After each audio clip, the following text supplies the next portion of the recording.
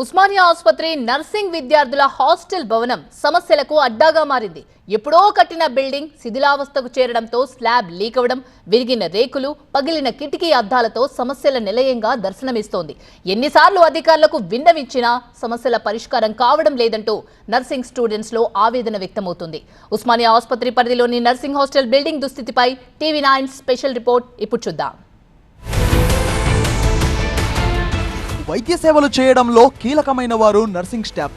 వీరంతా ఆసుపత్రుల్లో రోగులకు సహాయకులుగా సేవలందిస్తారు. మరి ఇలాంటి గొప్ప సేవ చేసే నర్సింగ్ విద్యార్థులను సమస్యలు వెంటాడుతున్నాయి. ప్రధానంగా శతాబ్ద కాలంగా పేద ప్రజలకు సేవలందిస్తున్న ఉస్మానియా ఆసుపత్రి పరిధిలోని హాస్టల్ సమస్యలకు కేరాఫ్ గా మారింది.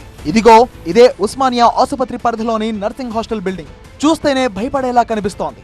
అంతేకాదు కొన్ని చోట్ల బిల్డింగ్ గోడల్లో చెట్లు మొలిచి అడవిని తలపిస్తోంది. ఇది చూశారుగా అధ్వానంగా మారిన ఉస్మానియా నర్సింగ్ హాస్టల్ పరిస్థితి. అందులో ఉంటున్న నర్సింగ్ విద్యార్థులు సైతం ప్రాణాలు అరచేతిలో పెట్టుకుని వసతి పొందుతున్న పరిస్థితులు కనిపిస్తున్నాయి. ఉస్మానియా ఆసుపత్రి పరిధిలోని నర్సింగ్ హాస్టల్లో మొత్తం 3 బ్లాకులు ఉన్నాయి.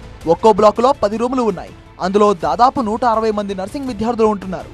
నిజాం కాలంలో నిర్మించిన ఉస్మానియా పాత భవనం శిథిలావస్థకు చేరడంతో పాటు 1951లో నిర్మించిన నర్సింగ్ హాస్టల్ పరిస్థితి కూడా కూలిపోయే స్టేజ్ కు చేరింది.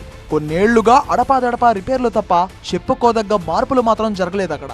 ఫలితంగా బిల్డింగ్ మొత్తంలో ఎటు చూసినా విరిగిన తలుపులు, పెచ్చులూడిన గోడలు, పగిలిన కిటికీ అద్దాలతో దర్శనమిస్తున్నాయి. కనీసం హాస్టల్ ఎంట్రీ దగ్గర గేటు కూడా సరిగ్గా లేకపోవడం అధ్వాన పరిస్థితులకు నిదర్శనంగా మారుతోంది. కర్ర ముక్కలను అడ్డుగా పెట్టి కాలం గడుపుతున్న దుస్థితితో హాస్టల్లో ఉండాలంటేనే భయపడిపోవాల్సి వస్తుందంటున్నారు నర్సింగ్ స్టాఫ్. బిల్డింగ్ బయట పరిస్థితులు ఇలా ఉంటే లోపల పరిస్థితులు మరింత షాక్ కు గురిచేస్తున్నాయి. ప్రస్తుతం వర్షాకాలం వచ్చేయడంతో ఉస్మానియా ఆసుపత్రి నర్సింగ్ హాస్టల్ విద్యార్థుల బాధ వర్ణనాతీతమని చెప్పొచ్చు. పగిలిన డ్రైనేజీ పైపులు, విరిగిన విద్యుత్ బోర్డులు మరింత ఇబ్బంది పడుతున్నాయి. భారీ వర్షం పడితే హాస్టల్ రూముల్లో వాటర్ లీక్ అవడం, గదులన్నీ తడిసి ముద్దవడంతో నానా అవస్థలో పడాల్సి వస్తుందని వాపోతున్నారు. ఇలాంటి పరిస్థితుల్లో ఉన్నతాధికారులకు ఎన్నిసార్లు సమస్యలను వివరించినా సరే, మొరపెట్టుకున్నా సరే రిపేర్లకు పరిమితం తప్ప పూర్తి స్థాయిలో సమస్యలను క్లియర్ చేసేందుకు దృష్టి సారించడం లేదని వాపోతున్నారు నర్సింగ్ స్టూడెంట్స్.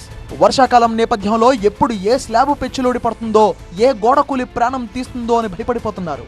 మొత్తంగా ఉస్మానియా ఆసుపత్రి పరిధిలోని నర్సింగ్ హాస్టల్ సమస్యల నిలయంగా మారుతోంది. ఇప్పటికైనా ప్రభుత్వం దృష్టి సారించి పరిష్కారం చూపాలని కోరుతున్నారు నర్సింగ్ విద్యార్థులు.